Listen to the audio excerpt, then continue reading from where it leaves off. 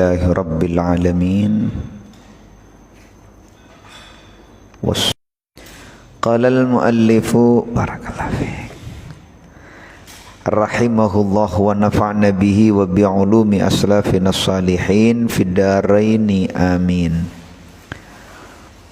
Fal maqalatul ula minal munabbihat ats-tsunaiyah ma ruwiya 'anin nabiy sallallahu alaihi wa alihi wasallam annahu qala khaslatani la syai'a afdalu minhuma al-imanu billah wan naf'u lil muslimin ay bil maqali aw bil jahi aw bil mali aw bil badan. Qala Rasulullah sallallahu alaihi wasallam man asbaha la yanwi dzulma ala ahadin ghufira lahu ma jana wa man asbaha yanwi nusratal madlum wa qada'a hajatil muslim kanat lahu ka ajri hajjatin mabruratin. Wa qala sallallahu alaihi wasallam ahabbul ibadi ila Allah ta'ala anfa'un nasi linnas wa afdalul a'mal idkhalus surur ala qalbil mu'min yatrudu anhu ju'an aw yakshif anhu kurban aw yaqdi lahu daina. Hadratal muhtaramin, kepada para asatid, para tokoh masyarakat Perumahan Jaya Harmoni, segenap jajaran pengurus takmir Masjid Riyadhus Shalihin yang mulia dan yang dimuliakan oleh Allah Subhanahu wa taala, hadirin hadirat Jam'iyah kajian rutin di setiap Sabtu petang yang mudah-mudahan sisa hidupnya senantiasa dibimbing dengan hidayah, inayah, taufik dan pertolongan dari Allah Subhanahu wa taala, sehingga di dalam mengisi sisa hidupnya senantiasa berada di bawah ril yang sesuai dengan syariat Allah Subhanahu wa taala, dengan harapan semoga kita semuanya bisa kembali kepada Allah dalam keadaan husnul khatimah. Amin amin ya rabbal alamin. Hadirin hadirat rahimakumullah. Nasihat yang pertama bersumber dari hadis yang diriwayatkan dari Nabi kita Muhammad sallallahu alaihi wasallam. Sesungguhnya Nabi kita Muhammad sallallahu alaihi wasallam pernah bersabda, khaslatani la syai'a afdalu minhuma. Ada dua hal yang keutamaannya nggak bisa dikalahkan dengan yang lain, namun dua perkara.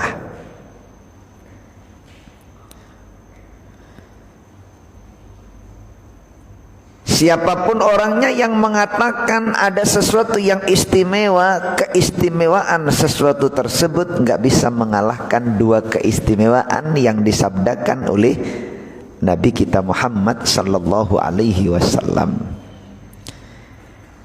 Karena itu sayugjanya kita menyadari akan kebenaran apa yang disabdakan oleh Nabi kita Muhammad sallallahu alaihi wasallam, dan sayugjanya kita bersyukur di saat Allah menganugerahkan kepada kita dua perkara yang istimewa ini.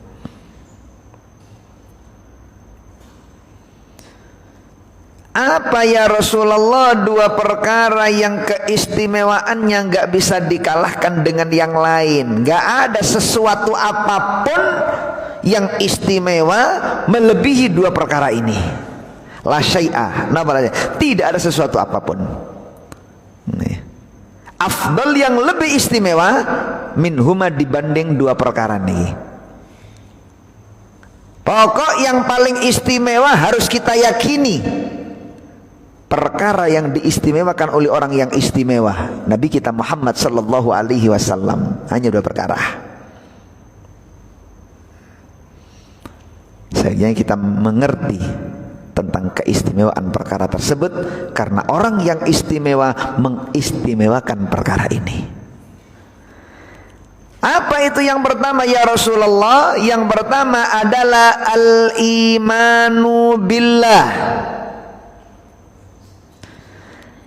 Punya tekad, punya keyakinan, punya kepercayaan, punya keimanan kepada Allah Subhanahu wa taala.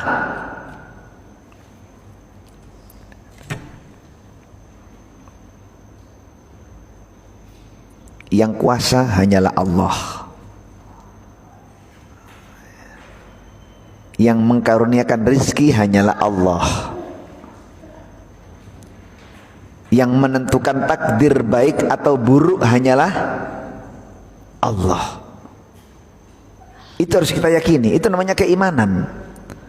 Keimanan itu bukan ketika mendapatkan rezeki, oh saya beriman dikarunia rezeki oleh Allah, tapi begitu diuji sama Allah mulai menyesal, mulai putus asa, mulai menyalahkan takdir.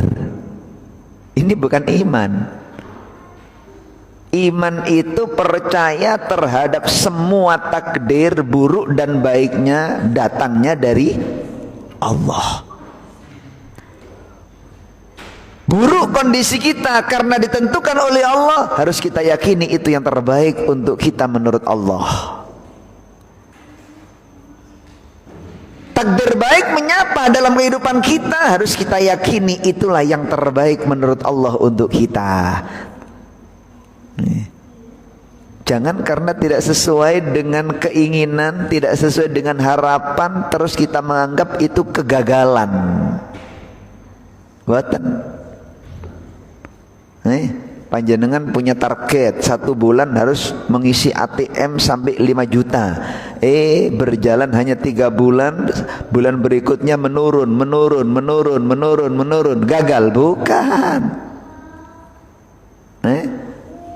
Semua takdir itu yang menentukan adalah Allah. Sesuai dengan yang kita inginkan atau tidak sesuai yang kita inginkan, yang jelas takdir Allah adalah yang terbaik untuk kita. Kita nggak tahu di balik hikmah itu apa, kita nggak tahu. Dikurangi rezeki kita, oh mungkin ditambah kesehatan kita. Dikurangi rezeki kita, oh mungkin diberi ketenangan batin kita. Dikurangi rezeki kita, oh mungkin kita dikaruniai anak yang nurut, taat, patuh. Kita nggak tahu. Karena itu yakini apa yang ditentukan oleh Allah, takdir baik dan buruk semuanya datangnya dari Allah Subhanahu wa taala. Itulah iman. Itulah iman. Kebanyakan kalau kita itu ditakdir baik, Masya Allah, ibadahnya mempeng, zikirnya kencang, tapi begitu disapa ujian sama Allah mencetat tuh. Istiqomahnya hilang, rasa syukurnya berkurang, yang ada cuma sambat, mengeluh. Tonggo kiwa tangan dikelui kabeh, gak ro padha sumpek bae ngeluh ae. Mana imannya kepada Allah? Mana iman? Itu artinya iman, Pak. Iman itu apa yang ditakdirkan baik dan buruknya kita rasakan manis dan getir, kita yakini itu datang dari Allah dan itu yang terbaik untuk kita menurut Allah. Itu iman. Gak ada kata-kata komplain, itu gak ada dalam kamusnya orang yang beriman, itu gak ada. Mengeluh, komplain itu sifat daripada orang-orang yang non mukmin. Mereka gak punya kepercayaan kepada Allah. Yang mereka percaya adalah akal mereka. Target akal mereka harus tercapai, harus tercapai, harus tercapai. Allah mana? Gak ada. Seakan-akan yang menentukan, yang mendikte takdir itu adalah akal mereka. Akal dipola, dimain-main, yang penting hasil. Tanpa peduli kadang-kadang menyalahi aturan syariat. Banyak itu. Enggak seperti itu. Kalau mukmin enak. Kemana? Berangkat kerja. Tujuannya ikhtiar. Tidak dapatnya terserah yang menentukan. Sudah, dapat banyak alhamdulillah, dapat sedikit alhamdulillah. Karena itu nggak akan lepas daripada takdir. Sudah, tenang hatinya. Makanya guru-guru kami menyarankan, upayakan panjenengan. Istikharah itu tidak hanya ketika kita mempunyai kebutuhan. Kebanyakan orang istikharah itu kalau mau menikah istikharah, mau kerja istikharah, mau belajar istikharah. Tidak hanya itu. Upayakan di setiap harinya kita itu mengerjakan sholat istikharah 2 kali. Itulah bimbingan daripada guru-guru kita. Yang pertama, kita istikharah bersamaan dengan ba'diyatul maghrib. 2 rakaat. Niatnya, usolli sunnatal istikharah wa ba'diyatul maghrib. Rakaataini Allahu Akbar. Enggak usah 4 rakaat, sudah cukup 2 rakaat. Digabung antara sholat istikharah dengan cukup ba'diyatul maghrib. Yang kedua, kita sholat istikharah bersamaan dengan qabliyatus subuh atau duha. Kalau memang lupa qabliyatus subuh, duha. Usolli qabliyatus subhi wal istikharah rakaataini Allahu Akbar. Atau bersamaan dengan duha, usolli sunnatal istikharah wad duha rakaataini Allahu Akbar. Setelah itu kita berdoa kepada Allah. Wahai Allah, ilmu gaib berada di tanganmu. Engkau yang mengetahui tentang ilmu gaib. Takdir baik dan buruknya ada di tanganmu. Maka kami minta kepadamu, kalau memang yang kau takdirkan itu membawa kebaikan untuk kami, maka takdirkan dengan mudah dan gampang. Tapi kalau memang itu tidak baik untuk kami, jauhkan kami dari takdir tersebut dan ganti takdir kami dengan yang terbaik.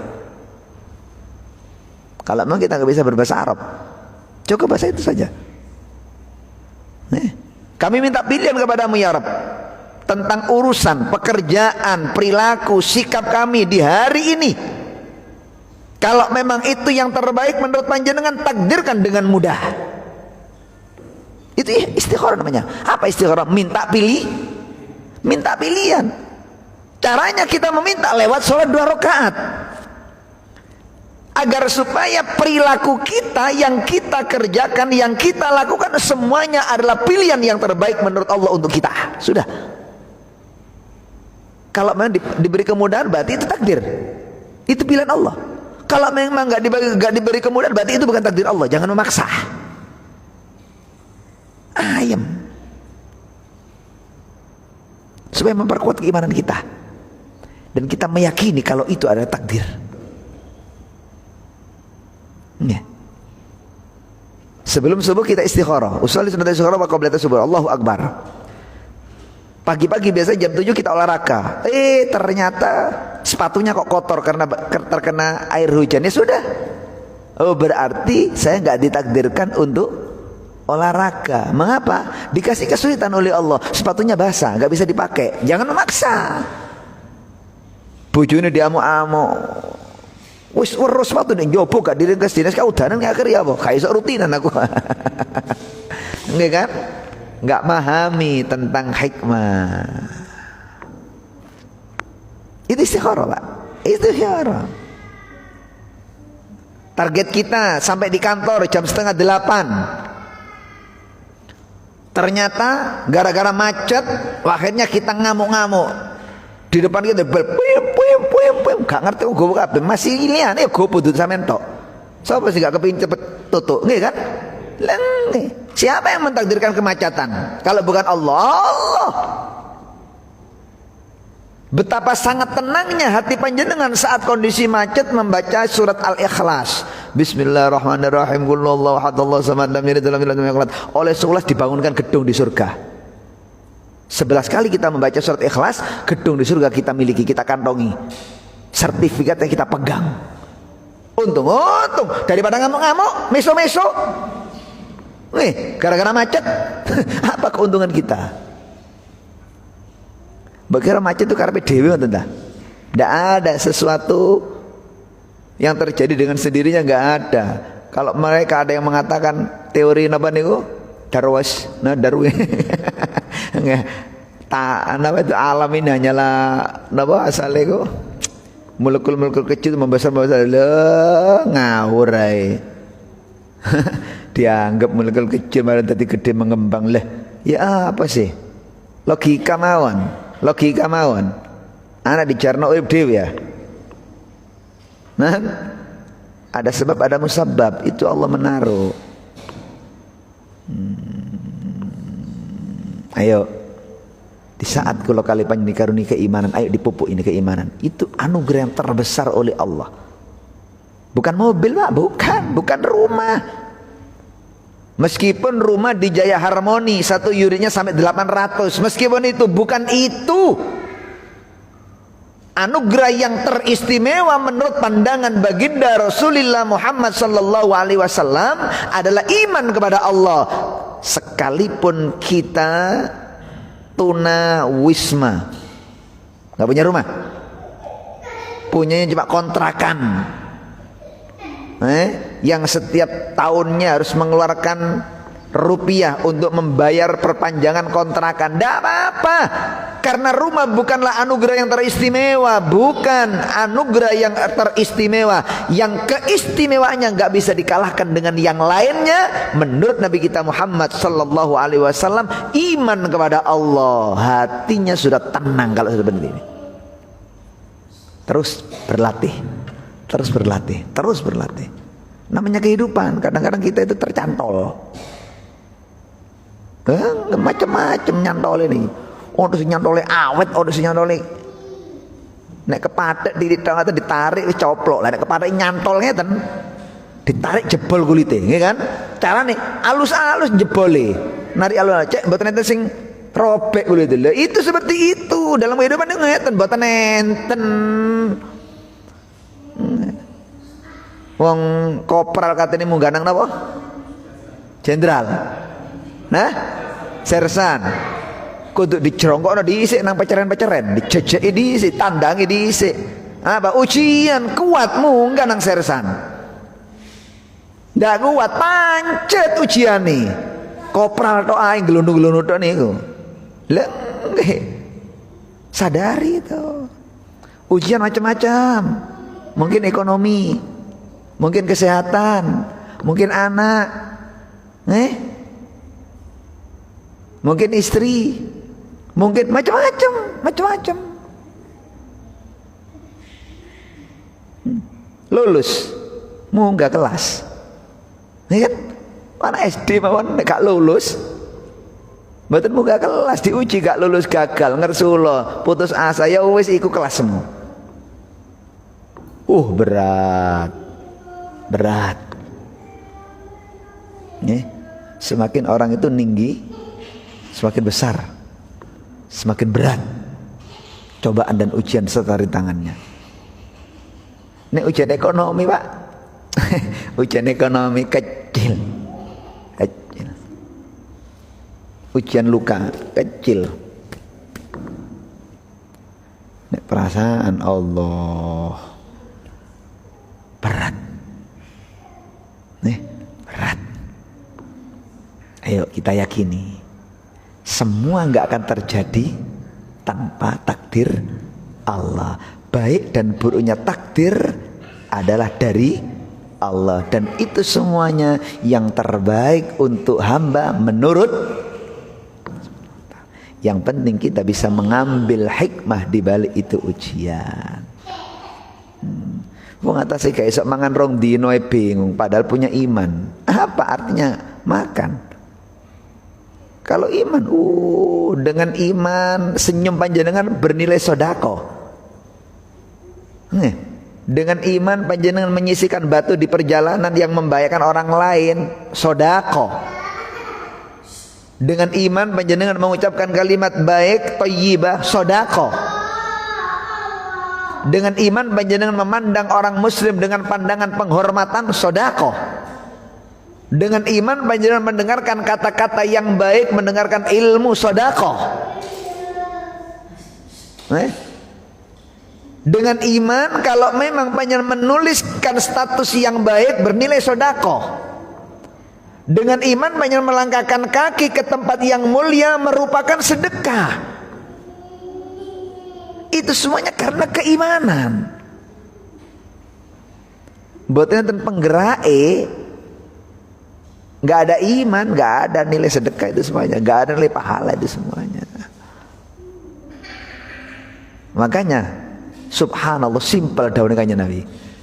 Gak ono perkara sing keistimewaane ngalahno dua perkara ini. Ini puncak keistimewaan ini sudah. Gak bisa disalib dengan yang lainnya. Yang pertama iman, yang kedua an-naf'u lil muslimin, memberi manfaat, punya peran di tengah-tengah masyarakat. Lewat apa? Terserah. Membikin pamflet, terserah. Menebarkan undangan, terserah. Memikirkan kegiatan, terserah. Itu naf'ulil muslimin. Kalau punya ucapan dengan tutur katanya, assalamualaikum, khair, baik, pahala.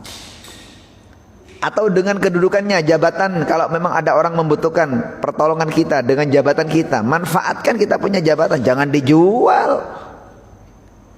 Lu yang penting manfaat. Ya wes, olehmu cuma jualan itu. Berapa kau jual pangkatmu? 1 juta, 5 juta, ya itu yang kau dapat. Tapi tanpa 5 juta engkau berperan naf'ulil muslimin, jauh lebih istimewa daripada 1 juta atau 5 juta. Dengan harta, dengan badan, dengan ilmu, dengan ide, apapun profesi kita, yang penting ikut andil di dalam memberikan manfaat kepada yang lainnya.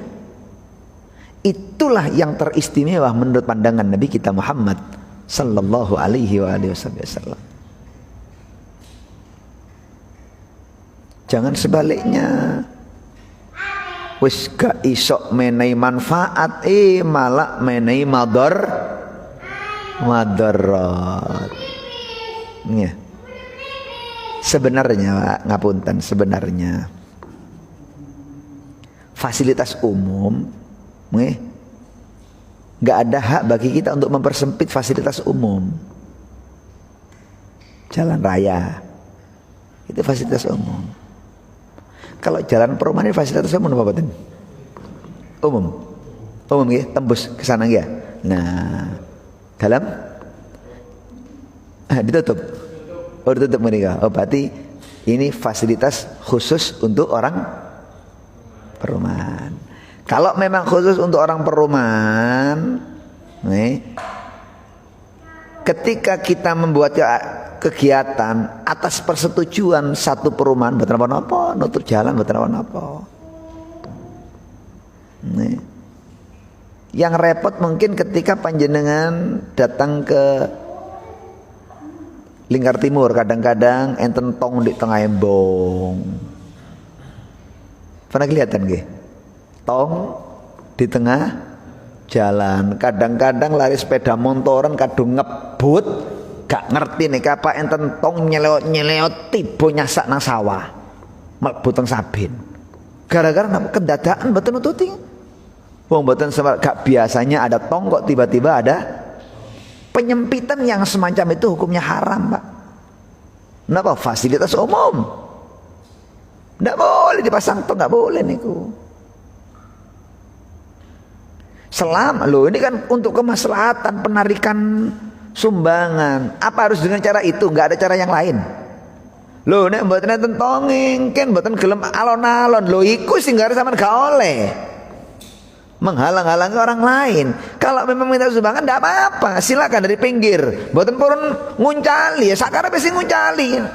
Wong sedekah nggak wajib. Tapi haram. Jenengan naruh tong di tengah jalan. Kadang-kadang sama kan masjid wis dadi apik sik panjang sumbangan, kayaknya nyambut gawe. Nih. Asal itu tidak boleh. Sami mawon kali panjenengan sholat di masjid, takut tempat istiqomahnya didahului orang lain. Ketika pengen keluar dari masjid, sajadahnya nggak dibawa pulang, dibiarkan terhampar di masjid. Tujuannya bek menawa kok rada terlambat, kalau sing ngene aku pancet di kono tempatnya. Faham maksud kula? Ini mempersempit fasilitas umum, hukumnya haram. Tadyik namanya. Hijir, membatasi fasilitas umum, haram, tidak boleh. Nah, sing rada umum dititong tapi undak-undakan. Jadi yang sama ngin polisi regut, polisi tidur dalam speed trap namanya. Nah, speed trap baru kenal istilah ini, speed trap. Ini kok ngetril ngoten. Nate Pak, orang tua mau mengikuti kegiatan pengajian subuh di masjid. Saat niku kula yang ngisi. Dia berangkat dari rumah sebelum subuh berangkat, soalnya tahajudnya di masjid pindah. Kondisi jalan agak sedikit gelap, nggak ada penerangan. Boten semerap dalu-dalune niku enten lari enom bangun speed trap niki wau. Dipikir biasa dalan lurus. Boten semerap kesandung dik ngeriku njuluk mlebu teng rumah sakit. Urung jamaah subuh gara-gara kesandung speed trap njulek mlebet teng rumah sakit. Sepuh wedok. Ya napa dosane? Wis menghalang-halangi orang ke masjid, menghalang-halangi orang ikut pengajian, masuk ke rumah sakit. Berapa yang dibutuhkan korbannya itu? Betul nangsan itu. Kecuali lah kata perumahan tadi. Itu pun kalau memang jalannya dari ngriki, ketika di gang pertama dikasih ngotenan, harus ada persetujuan dengan orang-orang di dalamnya. Nek sing pojok piyambak gak ada izin gak apa-apa, soalnya pun tertutup. Nih, contoh gang ngriki niki jenengan ngriyane pojok piyambak. Sak dereng jenengan jalan paringi speed trap niki wau. Dan gak ada orang yang melintasi itu kecuali jenengan kali dulure ada depan ngeten. Dulu jenengan setuju, beres, orang itu gak ada urusan karena ini hak panjenengan.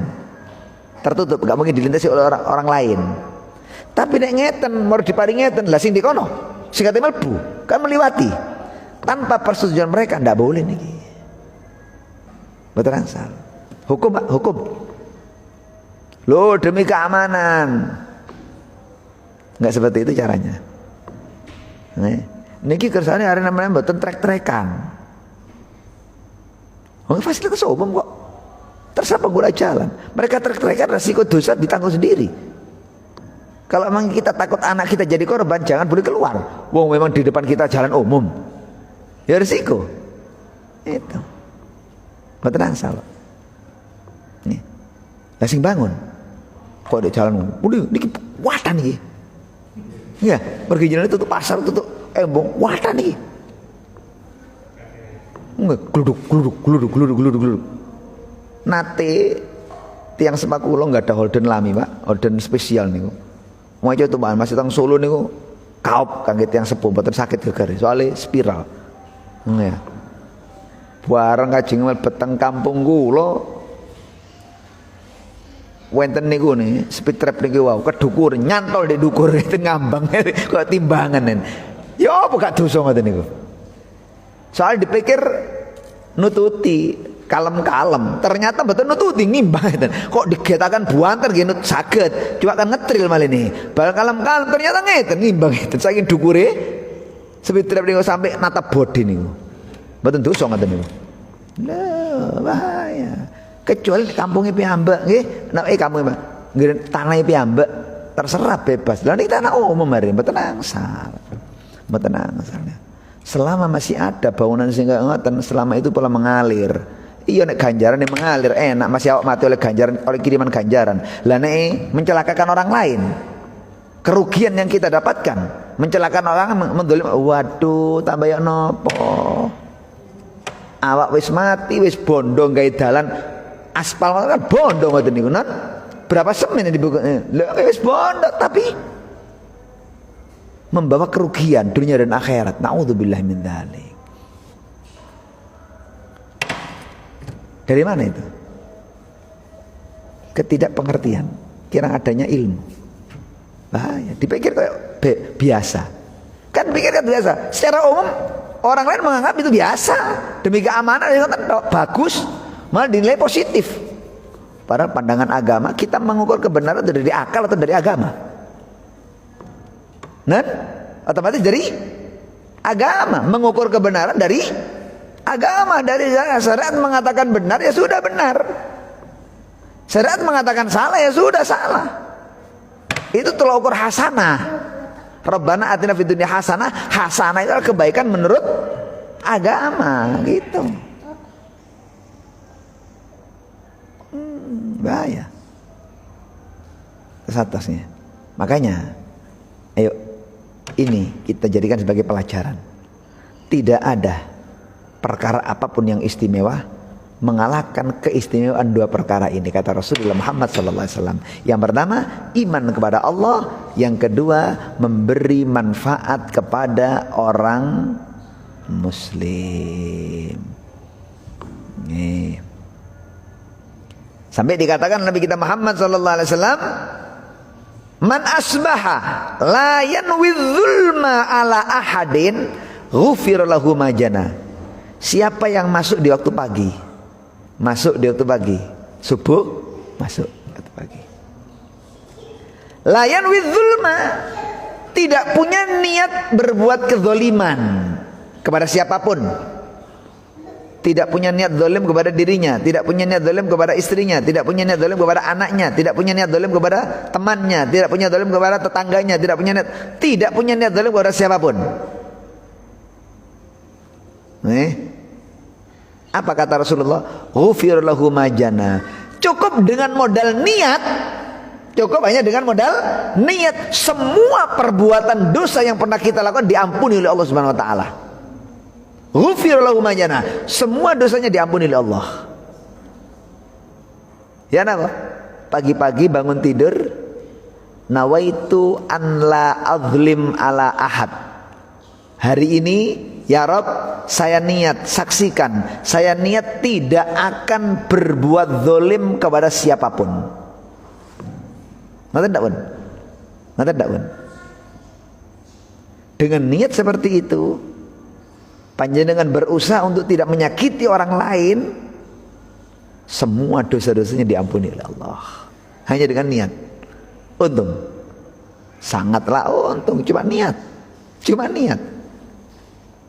Ya Rabb, saya masuk pagi, asbaha yanwi nusratal madlum wa qada'a hajatil muslim. Barang siapa yang masuk di waktu subuh, punya niat memberikan pertolongan kepada orang yang teraniaya. Gusti, menawi enten tiyang sing teraniaya samangken kula niat untuk menolongnya. Wa qadha hajatil muslim, kalau memang ada muslim yang lain punya hajat, saya akan menunaikan hajatnya. Berhasil atau tidak, yang penting saya pasang niat dulu untuk menunaikan hajatnya. Mungkin ada undangan, walimah kemanten, walimah khitan, walimah melbeti ngriya, walimah melbeti musola. Itu kan hajat orang.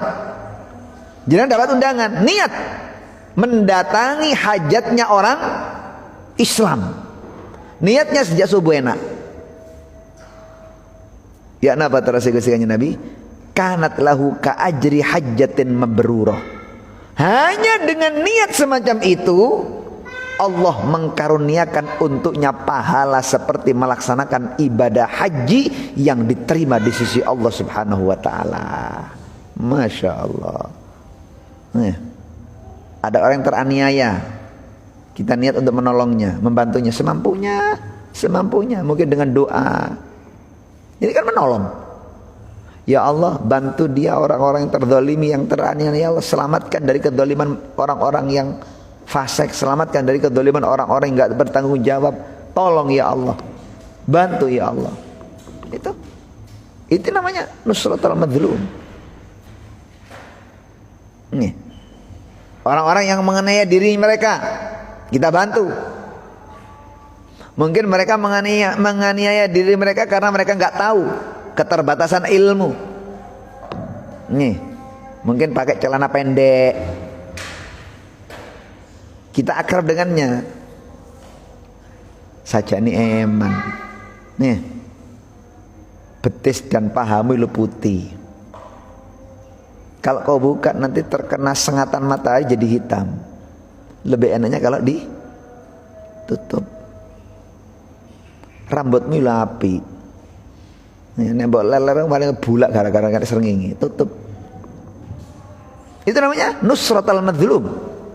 Dia dengan menguraikan rambutnya menganiaya kepada dirinya sendiri. Dijambak nih kingin, digantung nih kingin. Ya ojo langsung diseneni. Kalem-kalem. Itu namanya nusratul. Diterima, mboten napa-napa, mboten diterima, terserah.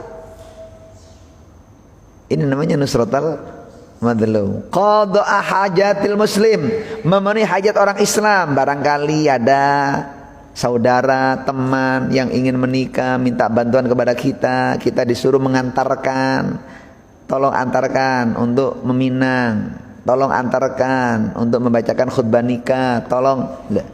Ini namanya qadha hajatil muslim. Dengan membantu semacam itu istimewa pahala yang kita kantongi. Meskipun cuma menghadiri undangan. Kalau ada waktu monggo hadir ke Gerio enten walimah khitan. Oke, insyaallah.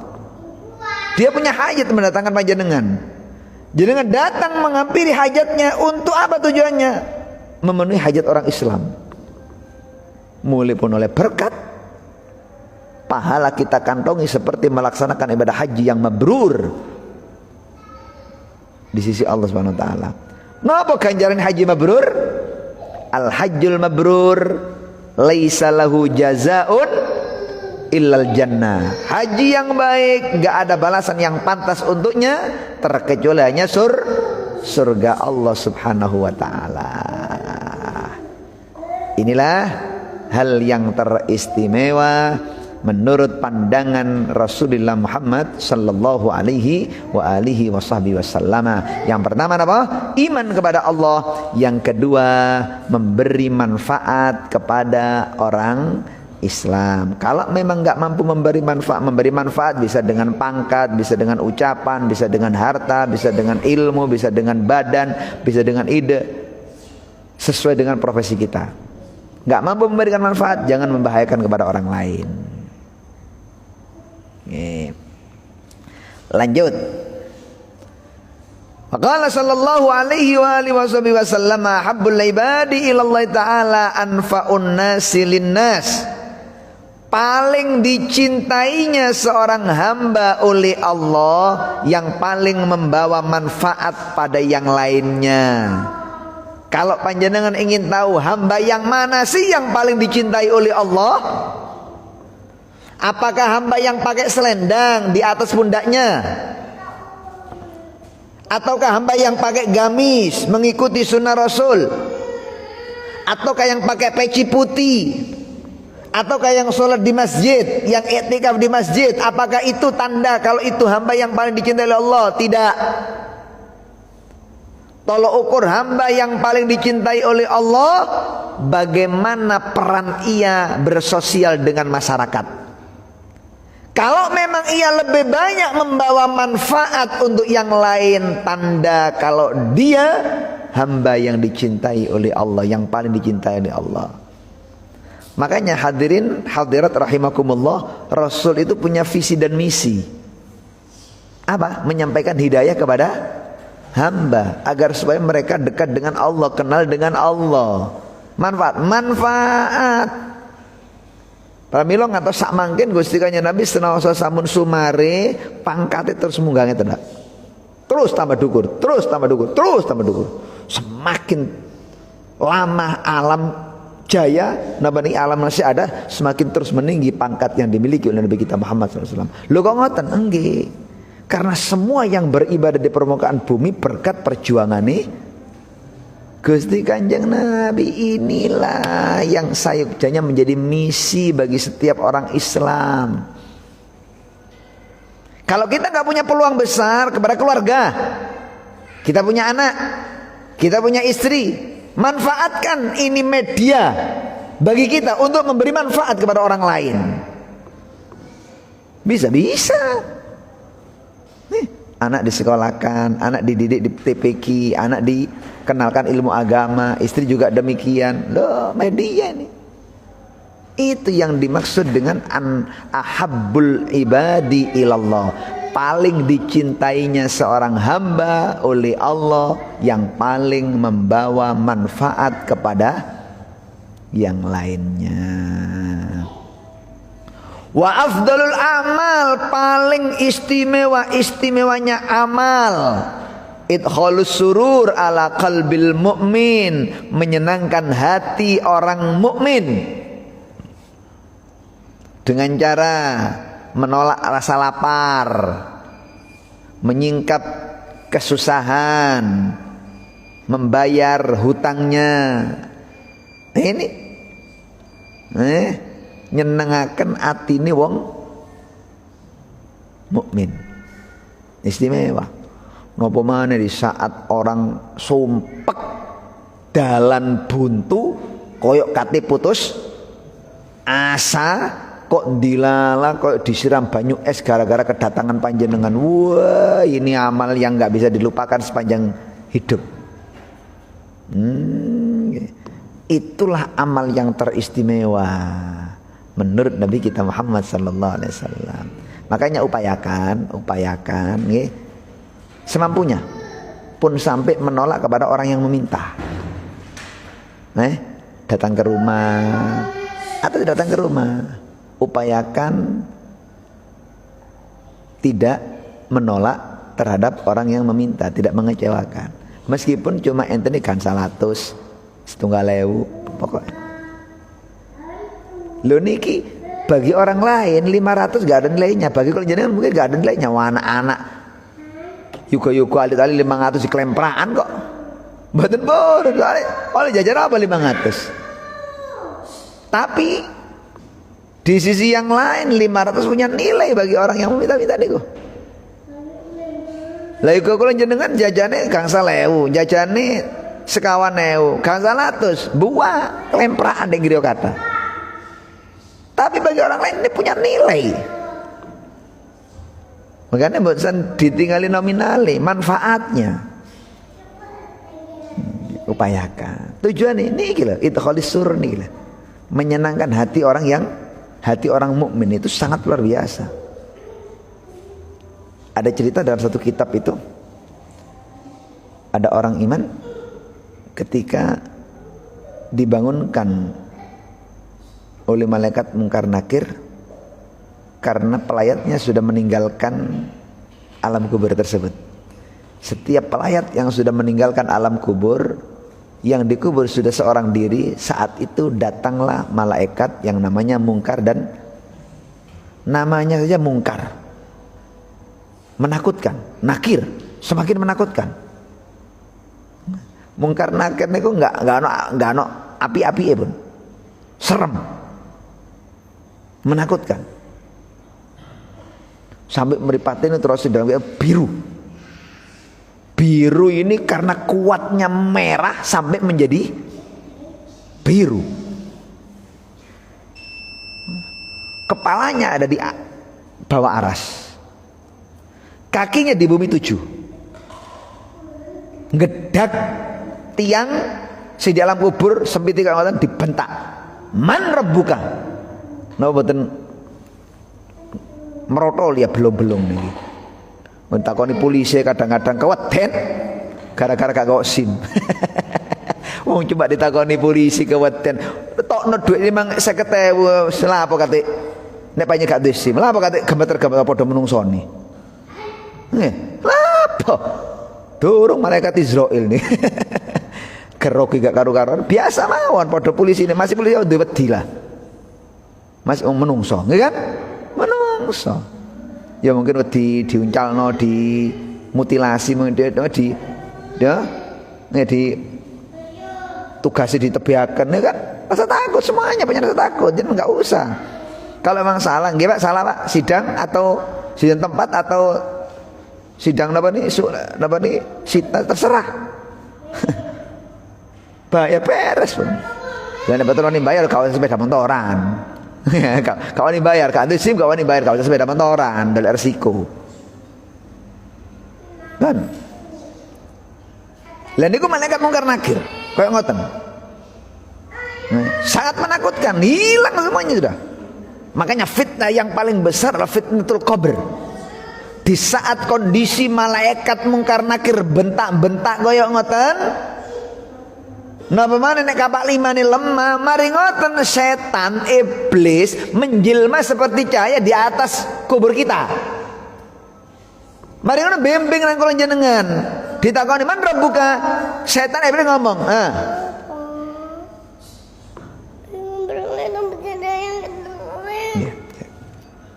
ya apa betul difitnah enggak Pak Qadan?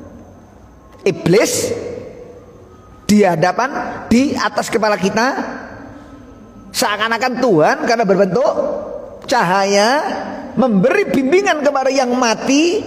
Ketika ditanya siapa Tuhan kamu, dia menjawab ini. Akhirnya yang mati mengisahkan ini. Itu fitnah yang paling membahayakan bagi orang yang ada dalam kubur. Namanya fitnatul qabri. Bahaya itu. Na'udzubillah min dzalik. Ya. Makanya orang yang punya iman, yang datang itu bukan mungkar nakir Pak. Yang datang itu basyir mubasyir. Malaikat basyir menyenangkan, mubasyir membawa kabar gembira. Datangnya mboten geruduk-geruduk, gerusak-gerusuk mboten. Membangunkan dengan lemah lembut. Assalamualaikum.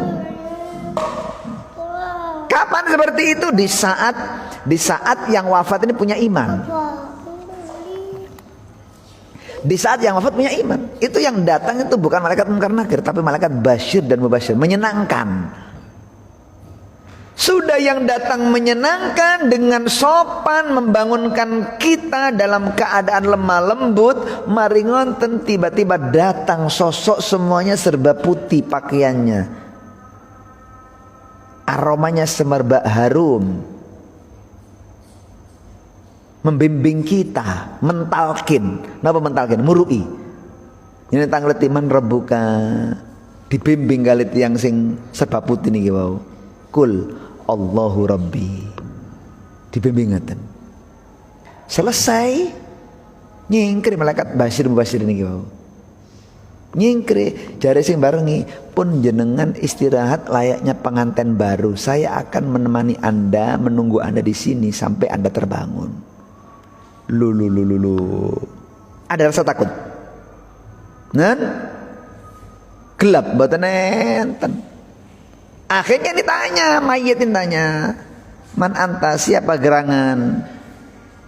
Kok setianya menemani saya dalam keadaan istirahat sampai saya terbangun? Emang siapa panjenengan?" Dia menjawab, "Aku adalah perasaan senang." Aku adalah apa? Perasaan senang yang kau masukkan dalam hati orang mukmin. Artinya panjenengan yang pernah menyenangkan hati orang yang beriman akan Allah, jilmakan perasaan tersebut berbentuk seperti malaikat yang akan menghibur panjenengan di saat kondisi kita membutuhkan. Hadirin hadirat rahimakumullah, sudah masuk waktu Isya nggih. Kalau kinten cukup di sini pembahasan kita. Semoga Allah jadikan sebagai ilmu yang bermanfaat. ilmu yang dibarengi dengan keridhaan dari Allah Subhanahu wa taala. Kita tidak pulang dari majelis terkecuali kita berharap kepada Allah, mudah-mudahan diampuni dosa-dosa kita oleh Allah, diterima tobat kita oleh Allah, dikabulkan semua hajat-hajat kita oleh Allah, diberikan kemudahan hajat dunia dengan kemudahan, hajat akhirat dengan ampunan dari Allah Subhanahu wa taala, dan mudah-mudahan dikaruniakan untuk kita putra-putri yang soleh dan solihah, bermanfaat di tengah-tengah masyarakatnya, mampu dibanggakan oleh Allah dan Rasulnya. Amin ya rabbal alamin. Dan mudah-mudahan Allah Subhanahu wa taala memperpanjang usia kita, memberikan kesempatan kepada kita untuk memperbaiki ibadah dan ketaatan kita kepada Allah, dan saat-saat kita dicabut nyawanya mudah-mudahan dalam keadaan husnul khatimah, mampu menutup usia kita, bergetar kedua bibir kita mengucapkan kalimat la ilaha illallah. Amin ya rabbal alamin. Bisirril Fatihah.